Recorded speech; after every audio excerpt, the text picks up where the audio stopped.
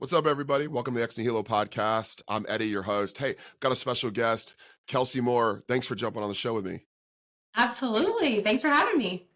Yeah, so you're the creator of the Crunchy Athlete. So this is this combination of like ancestral eating, living principles, sort of with strength training. I got to ask you, what is a crunchy athlete?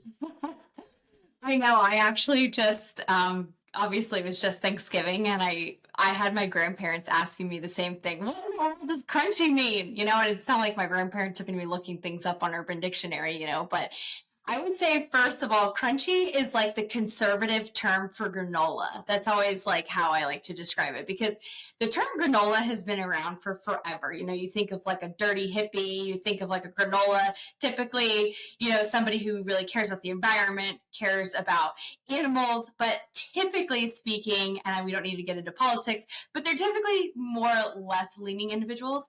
But now, kind of since COVID, a lot of young conservative women are going out caring for their animals, caring for the land, caring for their bodies, and this term crunchy got involved. And so, yes, I definitely call myself the crunchy strength coach, and I like to combine my world, my professional world of strength and conditioning, but put it through a crunchy lens. So that looks like ancestral eating and living principles, knowing, our local farmer, why that matters in regards to our food quality, not just quantity, and how we can steward the things around us, including our bodies, through strength and conditioning.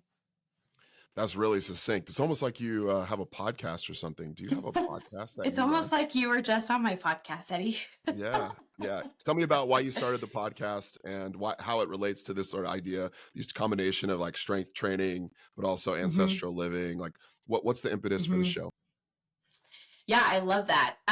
Well, really, it's just because all these topics are so nuanced. They're so long winded. I like to have these in depth conversations where I get to ask my questions.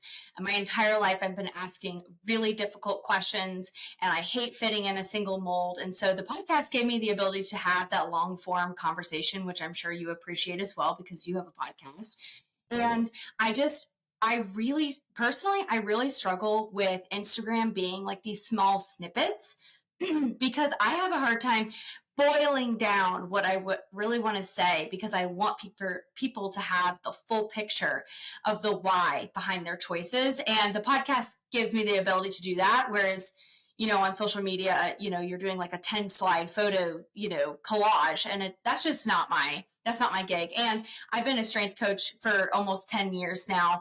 And so I'm a meathead at heart. And we talked a little bit about that on when I interviewed you, but I've been in strength conditioning for a while. I ran Division I track and field. My dad has been a football coach his entire life practically. So I grew up in the weight room. I coached at several Division I universities. I've still currently coach for the military for Air Force Special Warfare full time. And then I just do, More and Co on the side and this crunchy athlete stuff on the side. Mainly just because my personal and professional lives collided probably about 5 or 6 years ago. I started diving down more of the holistic, functional world of health, and I could not keep that separate in my personal life from my professional life. And so it started bleeding into how I'm coaching athletes. It started bleeding into how I'm speaking to people about how to improve their, metabolic health, or how to improve their physique, or how to improve their athletic performance. And so all of a sudden it just started getting blended. And so I just can't help but talk about both sides and put them all together. There's so many things I want to ask you about because of your strength conditioning history. But I do Yes. want to go back to one of the first things you said, which is that there's sort of this I don't know if it's infiltration or just prominence, popularity of this crunchy movement amongst Mm-hmm. conservatives. What do you think has been the shift there? I've seen you talk to some more prominent Yeah. sort of podcasters in that space. Like, what's going on? Why is that moving left to right, or is Mm-hmm. it? And what's your thoughts and opinions on that? Yeah. I think COVID really kickstarted it. I know that's like an easy classic example to think about because I think for a long time, and I remember maybe in the late 90s, early 2000s, it was very conservative. It was very Republican to be like, well, don't take my soda away from me. Don't regulate my soda. Don't regulate my Right. calories. You know, it was very, and we talked about this on my podcast about you saying like it was very patriotic, very American of don't take my stuff, don't tell me what to eat, don't tell me what to do. And so I think that was just infiltrated in classic American culture, and like being very patriotic has classically been very Republican, I would say, very, you know, all the things that go into that. And so I think that's the background that a lot of us grew up in, but we realized we probably grew up in the standard American diet. And then kind of COVID took that veil away from our eyes and made us realize, oh my goodness, people are sick. What does God say about people being sick? What does God say about stewarding myself? What does God say about advocating for my children in a, you know, in a pediatrics appointment? What does God say about all of these things? And so I think a giant movement happened where conservative women specifically realized that all these things like leaving the home to work corporate jobs, having children later in life, or not getting married, or these, you know, tough conversations around vaccines, or tough conversations around fertility treatments, or all of these hard conversations started bringing up moral and ethical issues with health. And as a Christian, we were faced with the idea of what does God say about all of these topics. And so there was a massive movement. You know, I know you talked to Shauna, amazing. You got to get Alex Clark on your podcast if you can. She's incredible. Obviously, she's leading the front right now. And so it was a lot of these Christian moms who are all of a sudden saying, hold on, you know, is it in the best interest of our future children that moms are out of the house? Probably not. For the most, you know, there's a huge movement. Is it for the benefit of our children that we're just pumping them full of, you know, chemically ridden food and refined sugars and refined carbohydrates and not letting them exercise? And then all of a sudden, Christian moms, conservative moms are going, hold on, pause, pause, pause, pause. Let's rethink this. And so all of a sudden women started baking their own bread. There was a huge sourdough craze in during COVID. I, you know, was a victim of that. I still make sourdough. You know, you start making your own raw milk yogurt. You start seeking out raw milk farmers. You start buying your meat locally. And all of a sudden these things it just starts growing. You know, your eyes just start getting open to the healthcare industry. Your eyes start getting open to, you know, where the money is, you know, marketing, commercials. And so here we are now in a wild turn of events with, you know, the classic granola hippies standing, you know, hand in hand with these conservative moms. And I love it. I love it so much. It blends so many parts of my life, and I'm a fan. Yeah, it's almost like, COVID, sort of upset the trust in the government. Mm-hmm. And Yeah. maybe I don't know how much of that was there and to begin with, but Mm-hmm. certainly, we everyone can acknowledge how crazy everyone felt about the government and its mandates and Mm-hmm. its policies, whether one Mm-hmm. side or another. And so it felt like, okay, well, if they're not untrustworthy in this area, what else are they untrustworthy Mm-hmm. in? Maybe the food pyramid, maybe Yeah. the idea that processed foods are perfectly fine in a healthy diet. Maybe it's Yep. the fact that saturated fat's bad. Yeah. Nina Takeholtz wrote a book called The Big Fat Surprise like 10 years ago. Okay. And that was like kind of the first time I got introduced to. She's a New York Times bestselling author, a journalist perspective on why saturated fat was sort of Mm-hmm. demonized in the 1950s and 60s. Yeah. And it was sort of mind blowing for me in that moment as someone who had been an athlete like yourself and Mm-hmm. had been working on my body and not seeing the results, longevity wise that I had expected based on, Mm-hmm. training and such, and kind of Mm-hmm. realizing, oh, maybe what the government says is untrue. But to Yeah. see it go from maybe traditionally more liberal or left to right Mm-hmm. has been a fascinating move. What do you think Absolutely. is probably like the big sort of bell cow that people are ringing now? Is it the seed oils? Mm-hmm. Is it the processed sugars and the food dyes like Kellogg's, is all that stuff's going on? Is it the fact that the Mm-hmm. children's lunches in America? Is it all of them? Like, what is that big thing in your mind for you that you're Mm-hmm. just going, man, this has got to stop? Yeah. I really have a heart. I think I come from a background. I previously mentioned my dad's been a football coach for a very long time. Public school, public high school. My mom has been a public school teacher the same amount of time, very long. And my parents growing up were so passionate about the public school system that Christians need to be in public school. That was like a big part of my growing up years. And so when I think about public school, I think about, why do we have public school? So that we have the opportunity to educate all children. And so I think if I could pick one topic that breaks my heart, it is probably the concept of public school food and public school lunches, quite literally setting our children up for failure. And that is through the Kellogg movement. That is through, artificial colorings that have lots of links to ADHD, ADD, and you think about, our young boys in school having such a tough time learning in that environment. And so I just think that is a travesty. We are poisoning the most, innocent beings in our society, not only through the public school system, but also through the welfare system. Having foods that are full of chemicals, full of refined sugars and carbohydrates and grains, being the foods that the government is willing to pay for in EBT funds and SNAP funds, is a travesty. It is awful. And so if I think, I know that the vaccine, conversation is now getting pretty heightened, and a lot of people are starting to talk about it, pros and cons and everything. But the reality is that feels a little bit like, informed consent shouldn't be elitist. I recognize that, but that almost feels like a topic that takes a bit of a higher level of thinking and advocacy. And that's a really tough topic to move against. But the average individual, the average American individual, especially if you're going to public school, poisoning our next generation of children through our public school system and through our welfare funds is ridiculous. That is insane to me. And so if I had to, wave my red flag on one topic, it would be the food that we are giving to all levels of society, all incomes of society. That is disgusting food. It's not even food. It's dead food full of horrible chemicals and horrible ingredients. What do you think is the downstream effect of, poisoning kids? I just had Dr. Roger McFillin on. He's Yeah. a clinical psychologist, and he's talking, waving the bell, raving. I guess you're going to talk about waving the red flag. He was waving the bright red flag around SSRIs, Yeah. and the potential for antidepressants and anxiety medication. You mentioned ADD, ADHD. Yeah. Is that the thing that's the downstream effect? Like, what do you think is coming Yeah. ahead of us in the next few years? Yeah. I think the autism rates are absolutely skyrocketing.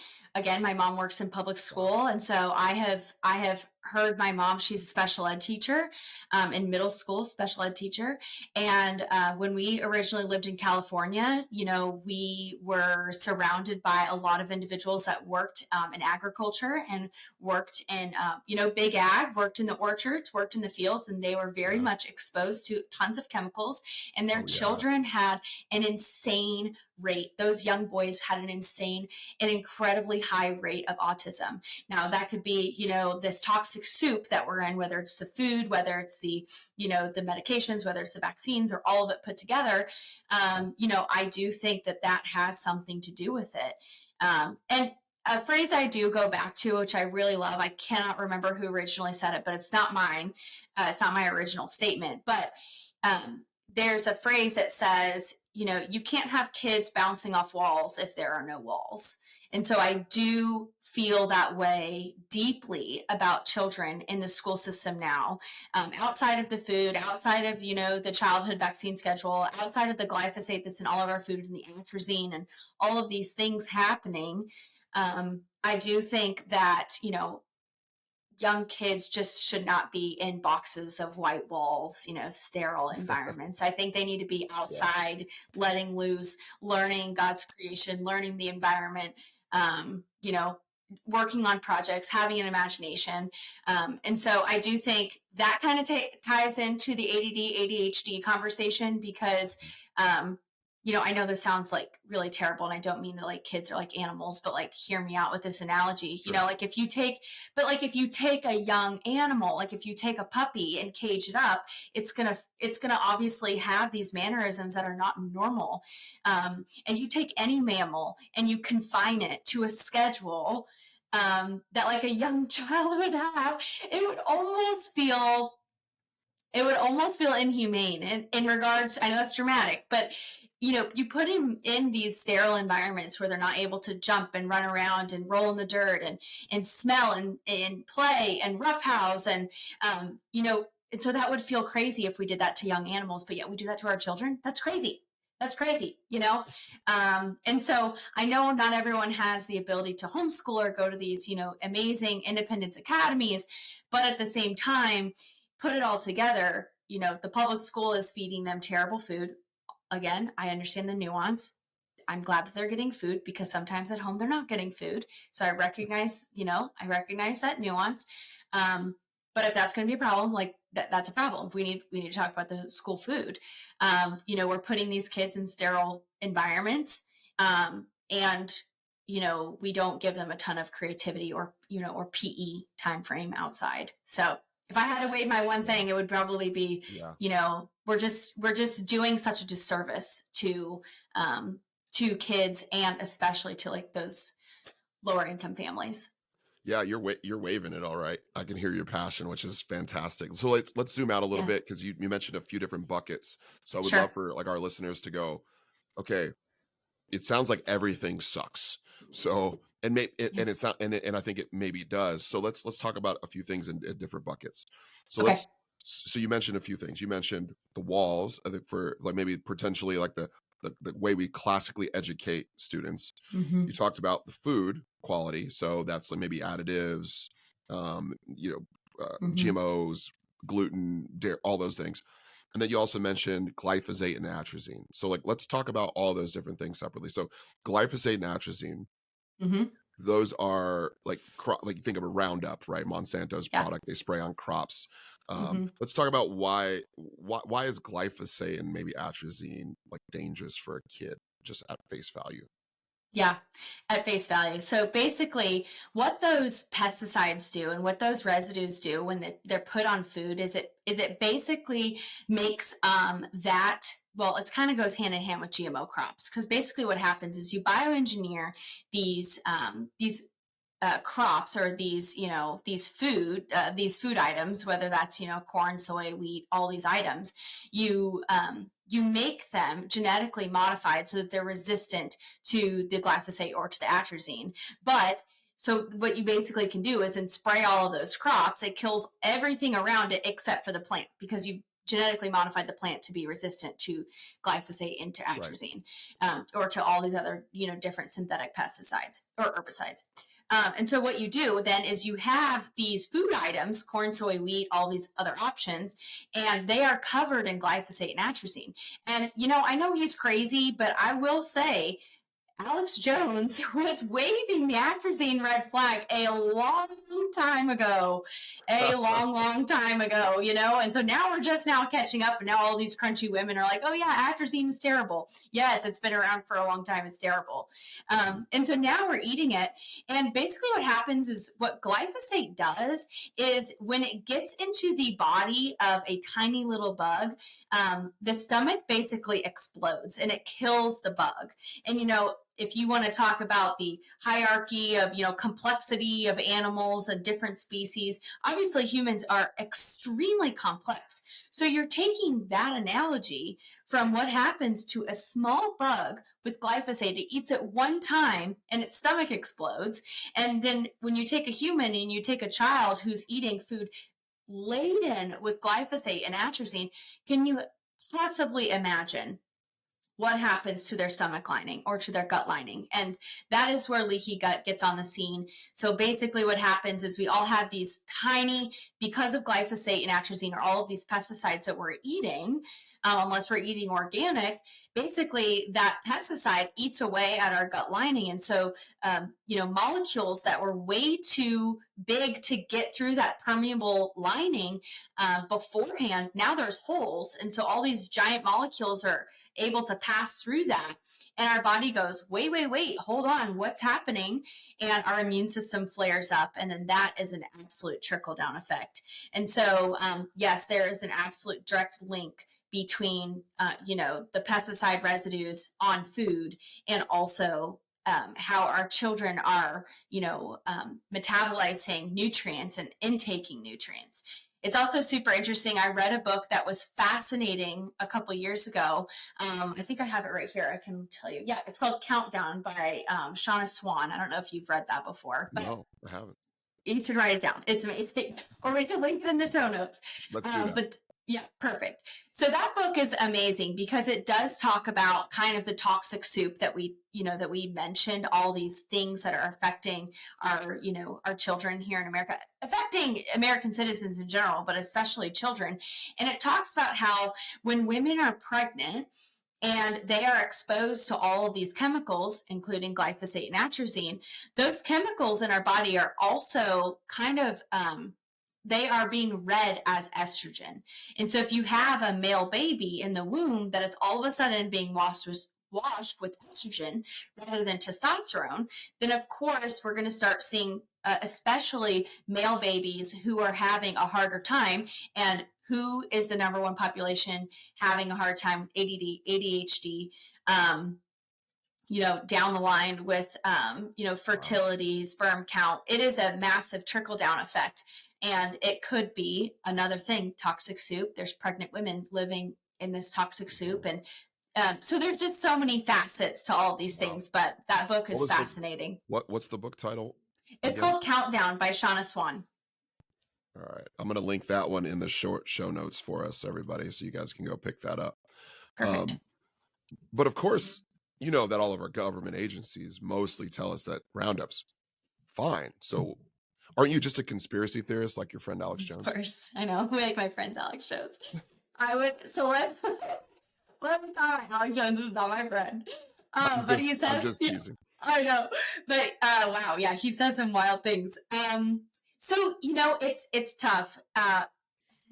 I will say I live in a very nuanced position. I know I keep saying that because, I work for the government. I work for the government in 3 different facets, right? I'm a strength conditioning coach as a government contractor. I'm still a service member in the U.S. Army Reserves, and I'm an active duty dependent. My husband is active duty. And so on one hand, I say, okay, well, the government is out there, supposedly making these decisions for a long-term effect in making sure that we do have enough crops, or what does that military industrial complex look like? Because that's how pesticides got on the scene, right? It was from World War II, and that's how seed oils got started, is because during World War II, the government said, we need to make all of these crops so that we have enough food during the recession and for our troops overseas. And so the government does do things in some ways to protect its citizens and to protect the citizens on an international stage or within the military industrial complex. However, we cannot negate the fact that the government, the FDA, the NIH, all of these institutions, or all of these 3-letter, 4-letter agencies are taking funding from the biggest players on the scene. They're taking funding from Cargill, from Bayer, Monsanto. And the tough part is that it really makes the research skewed. And that makes it really difficult for an informed consumer in grassroots, and that would be you and I trying to find information about glyphosate and atrazine and all these different things, because a lot of those research studies are now being funded by, Cargill and Monsanto, who obviously have skin in the game. And so you just can't quite trust information that comes out. And so you just have to look at what's happening. You have to look at reality. And what do we see in reality right now? We see sick kids, we see sick humans, we see people who have leaky gut, who have autoimmune issues. And what do we see in Europe, who pretty much has a lot of organic foods, and they're eating, a lot of sourdough bread and drinking wine, and they're just fine, So I think from a common sense standpoint, we can realize that something is happening here in big food that is not beneficial for the average consumer.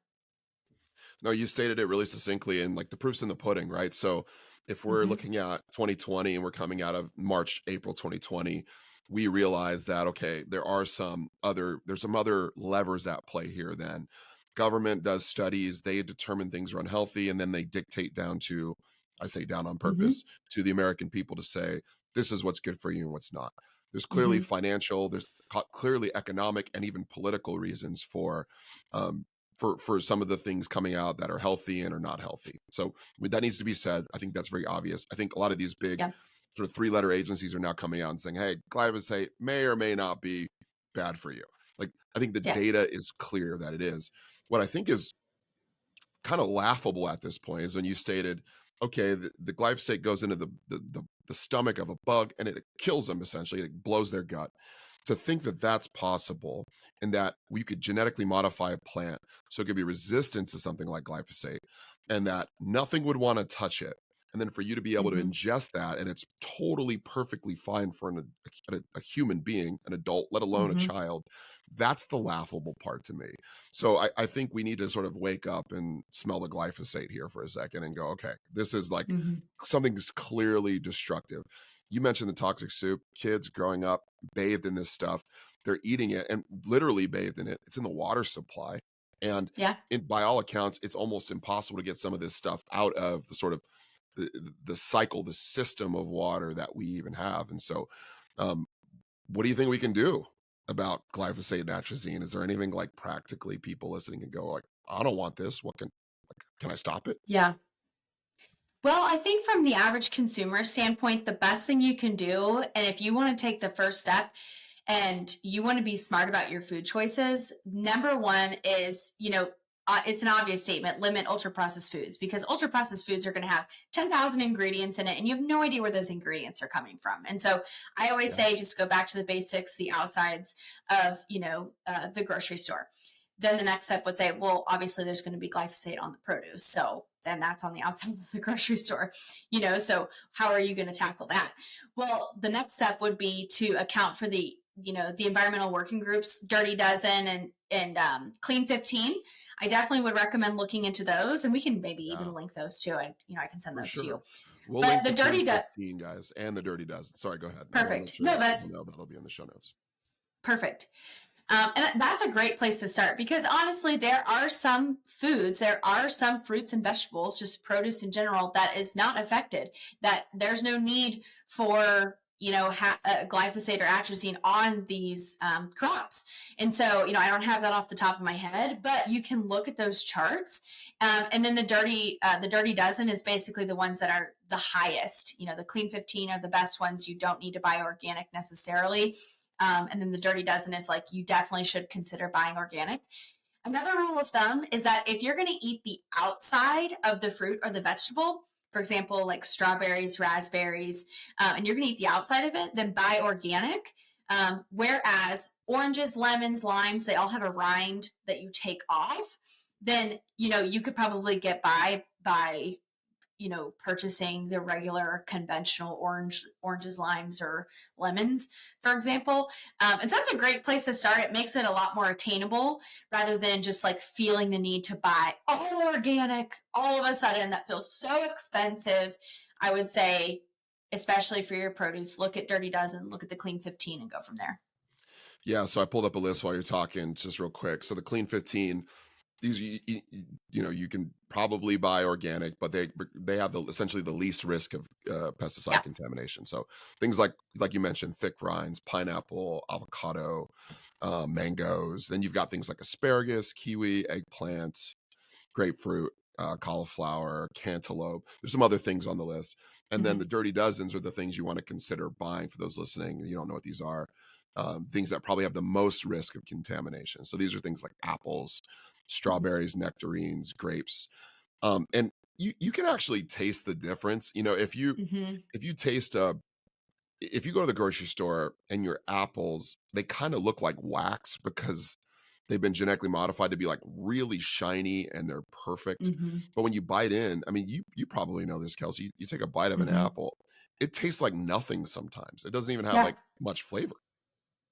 Oh, totally. I just bought, I love Aldi and I think they do a great job with a lot of their organics, but I bought, a bag of peaches this past summer and I bit into this peach and I'm not kidding. I thought I was biting like a peach LaCroix, like a hint, like a dash of peach Yeah. with water. It was Yeah. so bland compared to Yeah. like my, organic California peaches, that Mhm. I had growing up. It was so sad. It was such a bummer. Well, and my kids love strawberries, and so Hmm. you buy these big things of strawberries that are not organic, and they're huge, and you Yeah. bite in, and it tastes like, kinda like you're eating flesh, like, Yeah. there's very little flavor, maybe like a hint, Hmm. like you mentioned, it's like strawberry without the sugar or something, but if you go to Yeah. a farmer's market and you buy, these, like, organically Hmm. grown, delicious strawberries, they're so potent with fruit, Hmm. or if you go over to another country and you try some of their fruit, like my wife and I went to Belize not too long ago, and you eat the fruit there, like, this is unbelievable Yeah. how good a strawberry is. Why do you need ice cream if you could eat a strawberry that's, Yeah. like, grown the way God intended it to be grown? Hmm. Totally. Totally. I Yeah. just went to Peru a couple months ago and I felt the same way. The food was just so authentic there and it was amazing. Okay, so that's one bucket, the glyphosate bucket, and now we got this other bucket. We talk about, what's going on with a lot of these cereal companies right now, like Hmm. Kellogg. You've got your Fruit Loops and your, what is the other one? All the Fruity Pebbles, Lucky all these different Charms, all those. Lucky Yeah. Charms, yeah. And so you've got these different ingredients. So what are the processed foods and the food dyes doing to children, aside from the fact that potentially glyphosate, atrazine, and some other pesticides and herbicides are on them? Yeah, I mean, these are highly addictive chemicals that have been made in a lab. These are also such refined sugars, refined grains, and you're basically taking the most refined sugars, the refined grains. You're condensing it and making it so concentrated that it would be the difference between like a cocoa leaf. I just went to Peru, so obviously this is on the top of my Of head. course. But like a Yeah. cocoa leaf that's like from the plant that you could just take a leaf and kind of like munch on and it gives you, a little stimulant and you can keep on hiking. Like it's really not that big of a deal. Yeah. Or it's, you refine it down and now you have crack cocaine. It's the exact same analogy. And what those foods, what that highly processed sugar and that highly processed grains and those synthetic artificial flavorings and colorings do to your brain is it just lights it up like as if it is crack cocaine. And I know you've probably already talked about it, but the uh, chemical engineers and the people, the marketing individuals that work for big tobacco a long time ago were now bought and hired onto a lot of these cereal companies to say, hey, let's Right. make these foods the most highly palatable foods and let's market them to kids. Let's put them on TV. Let's put their favorite professional sports, athletes Yeah. on them. Let's put, I remember when, Wheaties was a huge thing. I think they still do that. You think about the Yeah. Kelsey brothers now who are all over these huge cereal companies, how much money is, being pumped into that to get these kids so addicted to these foods. And I'm sure Yeah. you watched some of the Senate hearing, but, Mm. obviously all these foods like Fruit Loops, for example, they make a cleaner option. Fruit Loops is made in the United States, but Kellogg makes a cleaner option for all the other countries around the world because those ingredients are regulated. And they say, no, no, no, we know what these chemicals and these foods do to our kids. We're not going to have it in these other countries. But in America, because it's not regulated, they're just looking for the best bang for their buck. Kellogg's trying to make the most money possible. So of course they're going to put in these fillers. They're going to put in this extra sugar. And the biggest argument is like, well, the kids, American kids want the brighter colors. They want the sweeter food. And again, it's like, well, duh, of course, any addict is going to say they want crack cocaine over a cocoa leaf. Like it's a no duh statement. How do you know? I mean, how do you know that's what kids want? You never given them the choice. Like I've Yeah. watched maybe half a dozen of these blind taste tests between Yeah. Fruit Loops made in America versus the Canadian version, and 6 for 6 chose Canadian version, made sweetened with fruit juices and such. So like, yeah, they want Yeah. this. Yeah, I think it's laughable to me. Another laughable thing that I'm clearly really laughing about right now, but thinking about the idea that money is not the main objective is like ridiculous. Clearly, you're Yeah, doing this because it's cheaper and it lasts longer on the shelf life. Like of that's course. why you're doing it. Of course, it like you said, it lasts longer on the shelf life. They, they're preservatives. Seed oils are used as preservatives. This is like a funny joke, but I remember going to my great grandma's funeral, and she was a wonderful lady. And one of her friends like stood up in the audience, and my great grandma's name was Roberta, and she was like, "Well, Roberta and I had a joke that whoever lasted the longest ate the most preservatives," and it's like. And it just like made everybody laugh because at the time they probably thought of it as like a long time ago that preservatives would like, preserve your body. But in reality, Right. what preservatives do, what seed oils do, is they clump up and become like plastic like objects in your Yeah. body. And obviously, we know that's not conducive for health, longevity, and vitality. But it's just interesting that these seed oils are now in everything as a filler and to make your food last longer on a shelf. Again, common sense just screams that like God gave us food that has everything is a cycle. Our lives are a cycle. The moon, the sun, the food, the soil, everything is a cycle. And if your McDonald's cheeseburger lasts 100 years, it's not necessarily going within that cycle. And so there's an obvious red flag. Yeah. So you have multiple battles to fight. You've got like the gluten, dairy, sugar, not too much sugar, not so good. Maybe you've got some version of gluten intolerance due to the fact that the gluten's been crossbred and GMO'd and Mm-hmm. changed a million ways from Sunday. But you've got that battle. But then you've also got the quality. So you've got the macronutrient, you've got the micronutrient battle. Then you've also got the how was it made battle, and was it fortified with these different ingredients? And can my body even take the nutrients from these things? Or is it even bioavailable? So you got like these multiple fronts you're fighting for, Totally. not just school lunches for kids, but also for adults as well. Mm-hmm. Yeah, absolutely. Absolutely. And I mean, you barely touched on it, but the macronutrients of the foods as well. It's just insane. Right. Yeah. Um, you know, I, um, I will say, I just since we're harping on school lunches, during COVID, my kids the government was giving free lunches for everybody. Like, and listen, I understand I'll just say, like you mentioned, hey, I've got family that are professionals, teachers. I know plenty of great teachers.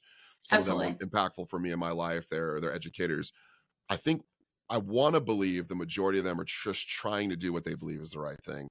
But I will Absolutely. say during COVID, you're giving kids school lunches and you're sending them home. I get it. I was a kid that grew up poor. I was raised on school lunch.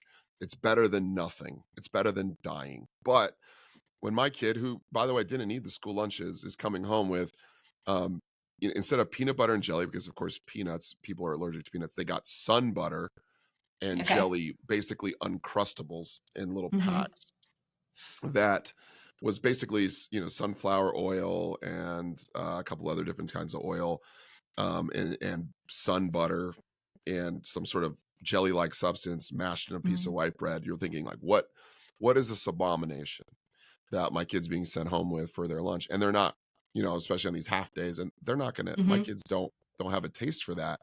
But it calls into question, what do we think is healthy in this country anymore? I mean, if that's what we believe that's healthy, you send them home with that, Mm-hmm. an orange juice, some homogenized milk, some glyphosate sprayed apples, and you go, this is a healthy lunch. There's like 12 grams of protein total and 95 grams of sugar total. And I it's like, know. what are we doing here, guys?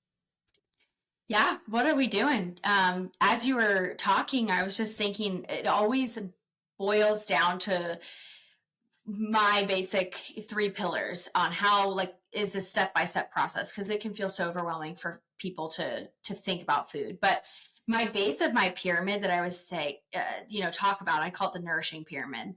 And the base of the pyramid that I have created on how I view food is the base is eating enough calories. And that's the example I always look is like, okay, you look at maybe a third world country, those people are surviving off of rice, maybe lentils, beans, very basic foods, but they are alive, they are living and surviving just off of eating enough calories. purely, Yeah. no regard for glyphosate, no regard for macronutrients, but they're surviving. And so that also would be somewhat equivalent to maybe the kids in school, right? They're just getting calories. Kids need food. On one hand, I'm glad the kids are getting food, right? But then the next step on my pyramid is a proper ratio of proteins to carbs to fats. And that's for a healthy physique. That's for good brain function. That's for good development, right? And so again, take the example of the third world country. You look at those individuals who are living, they are surviving, right, off of rice, beans, and lentils. But do they have healthy physiques? Do they have longevity? Do they have strength? Do they have a lot of brain power? How is their development? Right? Then it's like, okay, well, that could be in question, right? Those individuals aren't necessarily healthy. They're surviving, but they're not necessarily healthy. And so that's what you look at again, school lunches, right? On one hand, I'm glad that they're getting enough calories. I'm glad they're getting enough food. But at the same time, if you take it to the next level, do they have a proper ratio of protein, carbs to fats? Absolutely not. Like you just said, Right. 12 grams of protein, probably 95 grams of sugar or 95 grams of carbohydrate. That is not conducive for healthy development in a child. Right. Of course, low fat too. Gotta make Of sure it's course, low fat. Yeah. And nobody wants to talk about how your brain is made of fat, but Yeah. there's that. And then the top of my pyramid is food sourcing convictions. That would be things like eating organic, shopping local, shopping at your local farmer's market, talking to your farmer, maybe eating grain-free, dairy-free, or getting raw milk over conventionally produced milk in the grocery store. And so that's the step-by-step process that I like to go with. And I get public school, right? We're getting them calories. But I think, again, it's a travesty that we're just sitting at the bottom of this pyramid when we are the most developed country in the world. We are the powerhouse of the world. And we're sitting at the bottom of this pyramid just saying, well, kids have enough calories to survive. But we're not considering their development. We're not considering the next generation on, our next generation of engineers or, I don't know, all of these top tier professions. We're not considering that in the food that we're giving our average children. That's crazy. You talk about the downstream effects of the glyphosate atrazine phenomenon and the red 40 and the yellow 5 and the blue 1 or whatever else. Some of this, what you just talked about, is performance, certainly longevity, maybe alive but not thriving. But also fertility rates. You mentioned fertility Yeah. rates. How about hormone profiles? Testosterone levels precipitously dropping in men, especially young men across the nation. You've got women that are pre-menopause very early. Yeah. You've got the effect of birth control pills on women and what that's doing to hormone profiles, and as they select their mates and what that might do to nuclear families. I mean, the trickle down effect is so significant. And think, well, all things in moderation. I should just be able to eat whatever I want. It's like, well, you could do it. You could drive a car with your feet if you want to. It doesn't mean it's a good idea. Sure. And that's, so. Yeah. No, absolutely. I always say too that like if somebody has a holistic mindset or if somebody has a functional mindset or a crunchy mindset, it's probably because they have some type of initiation story. You don't just happen upon this and say, wow, I really want to switch my life upside down. No, you have to have some type of aggressive motivation to want to buy organic, to want to resist certain medications when you walk into a doctor's office. You have to have somewhat of an aggressive approach or motivation to want to resist all of these mainstream ideas. And you mentioned, hormonal birth control. That was kind of my switch personally. I got married when I was young. There wasn't any other options in regards to family planning that was given to me. I said, okay, I'll take the hormonal birth control pill because everyone around me does. And 3 years later, I started noticing I had short-term memory loss. And I started realizing that the hormonal birth control pill was, affecting the way that I was excreting my heavy metals. And I had 4 times the amount of copper in my eyes and in my brain that they had settled because my hormonal birth control pill was not letting me excrete my heavy metals. And so that's when I talked about at the beginning of my personal and professional lives collided. Again, that was a moment of, oh my goodness, take the veil off my eyes with hormonal birth control and everything just starts, you start How did becoming you a bit of a test cynic. that? It was crazy. Well, I went to my original primary care, and my husband's active duty, so I have TRICARE. I went to the local military hospital, and I Mhm. went to my primary care. I had never met this individual before, and I remember walking in, and I said, I know myself. Like um, I've I am a critical thinker. I'm kind of strong. I'm a type A. And lately, I just cannot formulate my words. I cannot formulate my sentences very well. And I think I have some like short-term memory loss. I have something going on with my brain. And she sent me to psych. She sent me to behavioral health. Great. She said, I'm going to send you to psych, or I'm going to send you to behavioral health, and I want you to write down a sleep log. And here I am coaching at some of the top universities. I'm working in strength and conditioning, very invested in like my Mhm. health, my overall health. And I'm like, the answer you're giving me is a sleep log? Like, this is crazy. Like, this is crazy. And so I kind of fired her as a PCM and went to, the next one, said the same thing. And then we got a massive hormone panel done. I'm sorry, not hormone panel, a heavy metal panel done. Mhm. And we saw that, and I was like, oh my goodness. And I had read some articles from some other, individuals online, and I was like, wow, goodbye hormonal birth control for me. Let's go from there. And so when you got off of the birth control, did you see results pretty quickly, or were there other steps you took? I at the same time I started learning about the water supply. You mentioned water supply, so I got my first Berkey water filter. I got my first air filter. I started eating mainly organic. I started, learning, like you said, about the whole fat conundrum. Adding animal fats back into my daily meals, because I was traditionally educated with my bachelor's and master's in exercise science on just traditional food ideology. I didn't think about saturated fats. And so I, got off the hormonal birth control pill. It took me probably 6 to 9 months to feel really back to myself. But there's things you can do, like you can take binders, you can detox. And so I did do some of that, Awesome. which again is a very crunchy, holistic way to approach it. But Of course. um, I was out at that point. I was like, heck no, I'm not going back. I'm not going back. I'm not doing any of that traditional stuff. Like, I'll do Yeah. my research on my own.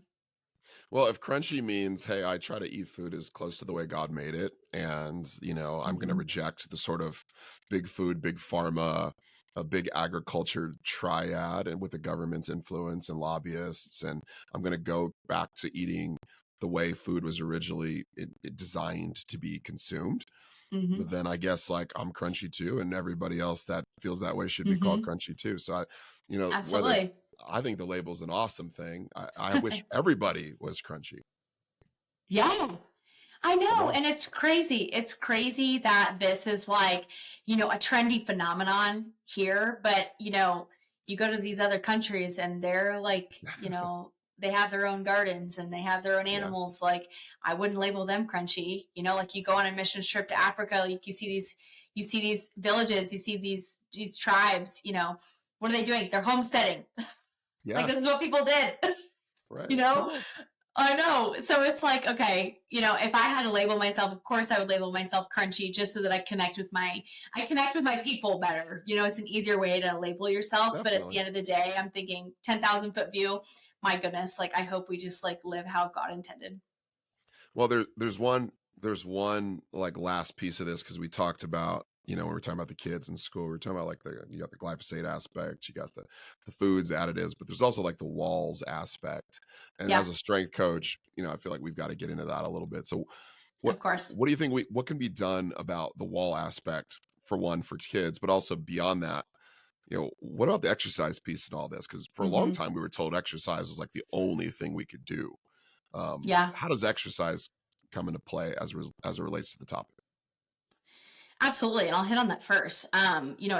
It's crazy because this is part of my story. But I remember when I was sitting, in one of my final practicums in my bachelor's of exercise science, I was getting, my first certification as an exercise physiologist through the American College of Sports Medicine. And I remember distinctly in all of my classes, there was this phrase being pushed by the American College of Sports Medicine called exercise is medicine.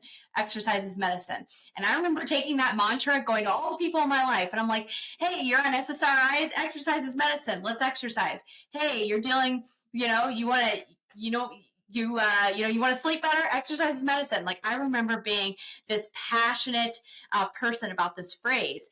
And it was crazy. Probably 3 years ago, I read an article, and I think it was also part of Sacred Cow by Diana Rogers, but she mentioned that Coca-Cola had paid off the American College of Sports Medicine to take the blame, the obesity epidemic blame, off of food and put it on exercise. And they paid for, Coca-Cola paid for that phrase, exercise is medicine.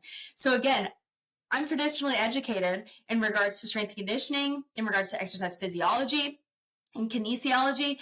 However, you ask, can we, exercise a bad diet?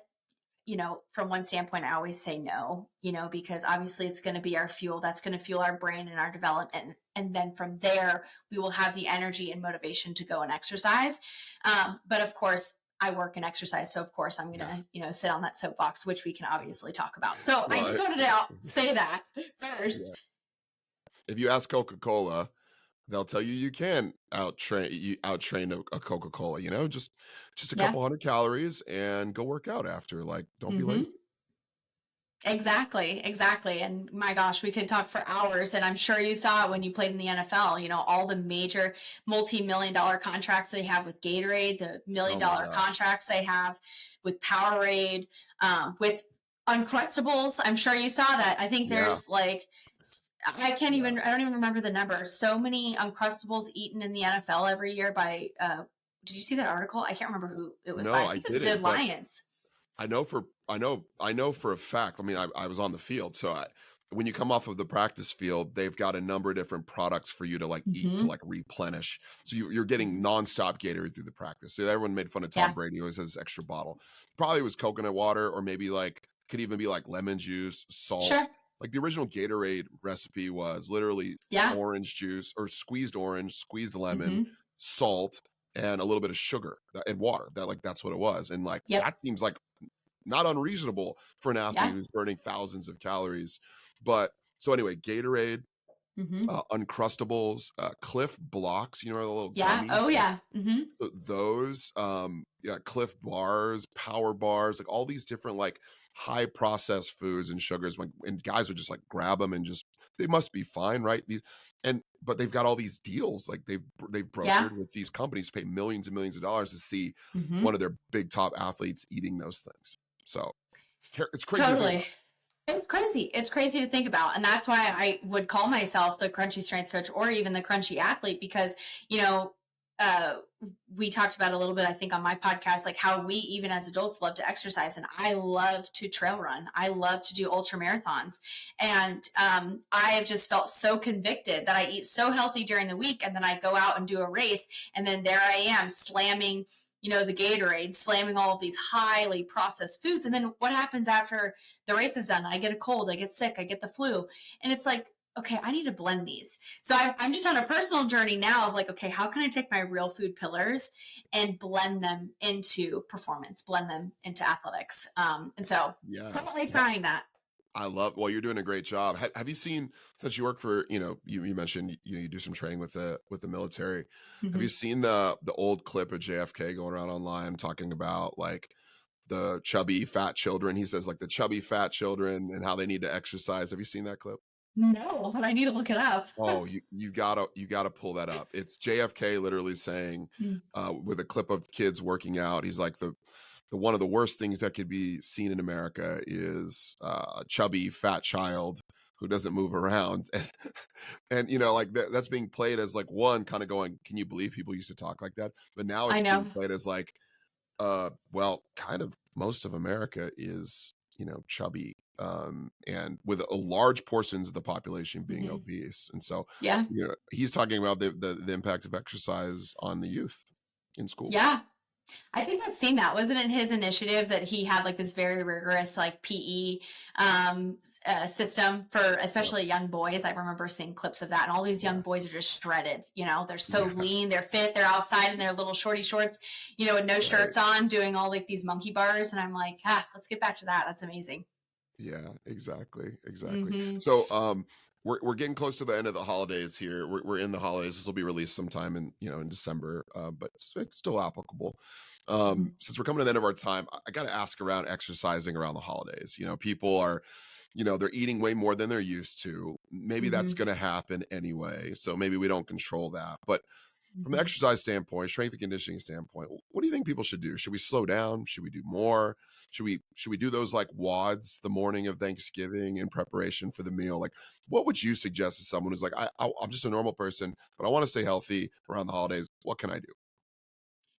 Well, first, I always look at exercise as an absolute gift, right? And when you look at it as a gift, then it should be fairly stress free in regards to you feeling confined to a schedule. You should enjoy it. I call it type B fun, right? In the moment, not so fun because it's difficult, but after the fact, you're so proud of yourself, and you made that choice for yourself. And so, what I say is just kind of let the stress go. And your first step is, let's take that 10,000-foot view, as a Christian, and say, the Lord made my body to move, and I feel good when I'm outside, and I can experience His creation. And so, again, it is so basic, but go on a walk.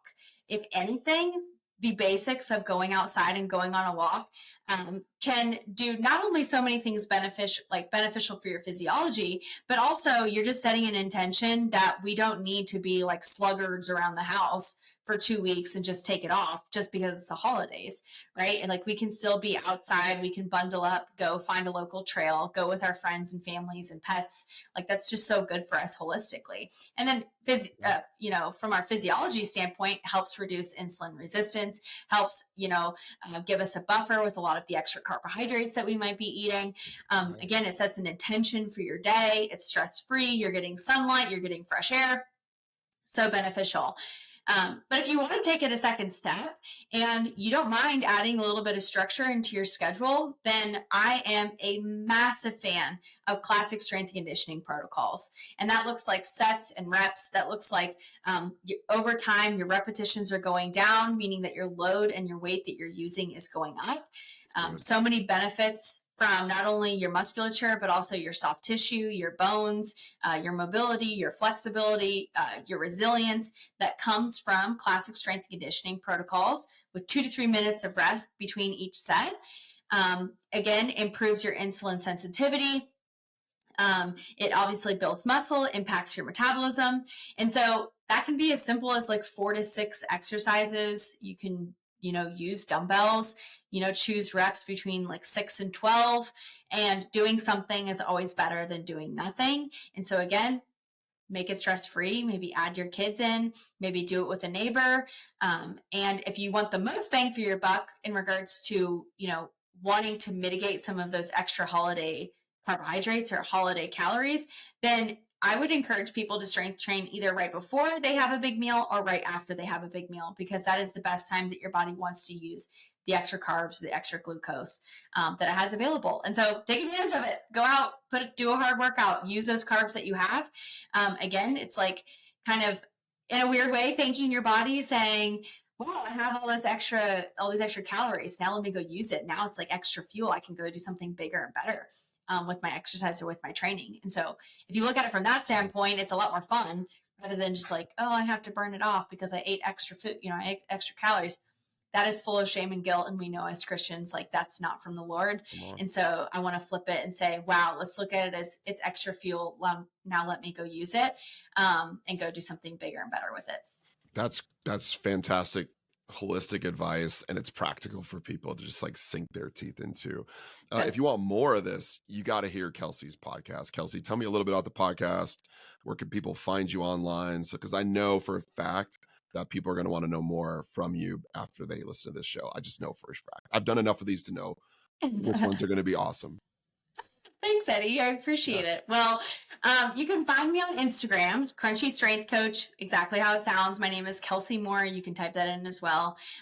But my podcast is HeyYo with Kelsee Moore. And it's like HeyYo, with like an exclamation mark. And so it's HeyYo.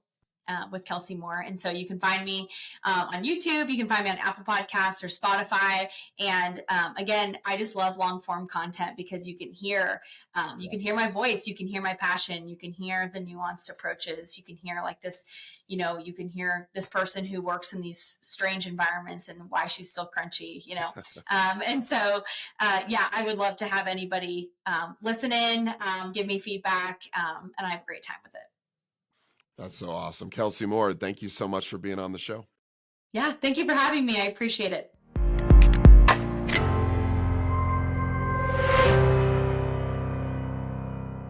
One more thing. The statements in this video or audio have not been evaluated by the FDA, the U.S. Food and Drug Administration. Information provided here is not intended to diagnose, treat, cure, or prevent any disease. The information provided by this website and or by this podcast is not a substitute for a physician visit and should not be taken as medical advice of any sort or kind. This is a list of resources for further self-research and work with your personal physician if needed. By using any of this information, by watching, listening, or reading it, you are accepting responsibility for your own health and health decisions and expressly release this podcast, its participants, and its websites from any and all liability whatsoever, including that which might come from negligence. Also, don't smoke cigarettes, don't do drugs, stay in school, don't touch hot surfaces, and please wear your safety glasses when cutting wood.